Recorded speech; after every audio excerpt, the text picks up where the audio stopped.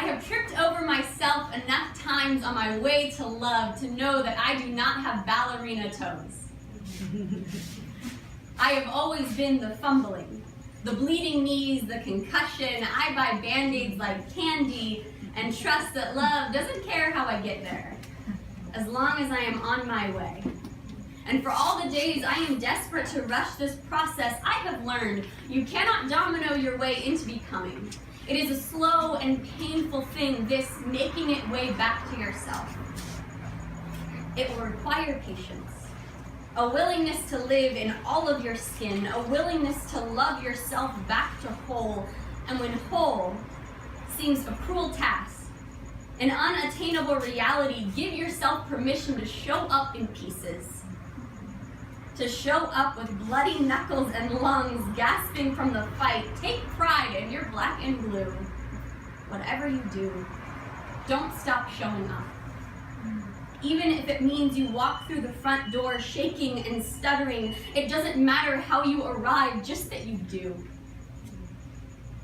And if you stumble up to the front porch with twigs in your hair and mud on your cheeks, you tell them it is because you had to fight your way out of a wilderness. The trees didn't want to let you go. So you cut back thistles. You carved a path. You led the way. You needed to see the sun again before it was too late.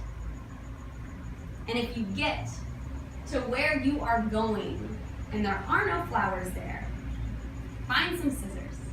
Pick all the lilacs from the fields, bundle them up like a precious offering.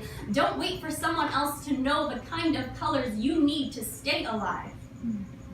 Call yourself a caretaker until your living room becomes nursery, your bedroom a garden, and you a picture of self-compassion. A portrait of what it means to say yes, only when you really believe it. And all the permission to say no every time you don't. You will be a golden compass of a woman. Your true north will point back to the tattoos the last decade left on your body. Every scar a lighthouse. Every bruise a roadmap. Trust. When you peel the sweater from your shoulders, you are guiding other women in from sea.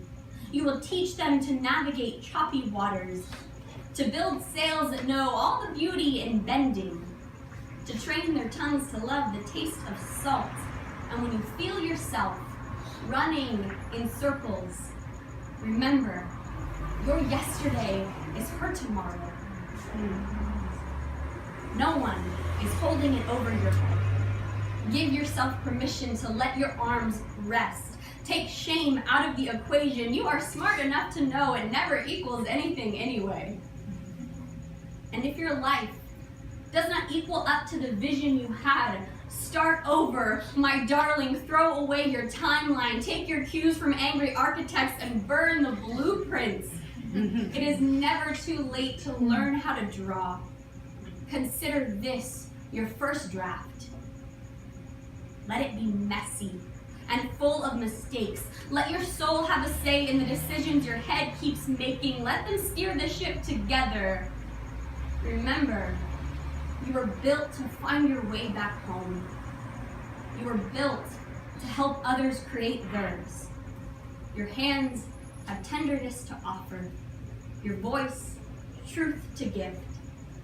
And on the days you feel more burden than bravery, do not fool yourself into thinking your dreams are too heavy for this world. You are not problem, you are answer. You are not detour, you have always been the destination.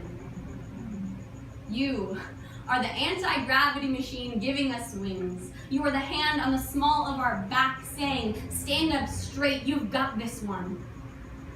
You are not the afterthought. You are the love this world keeps craving. So whether you stumble or you run, whether you scream to mountains or whisper just for us, every time you choose to show up, every time you offer this world all the courageous bits of yourself you can muster, trust that is so enough.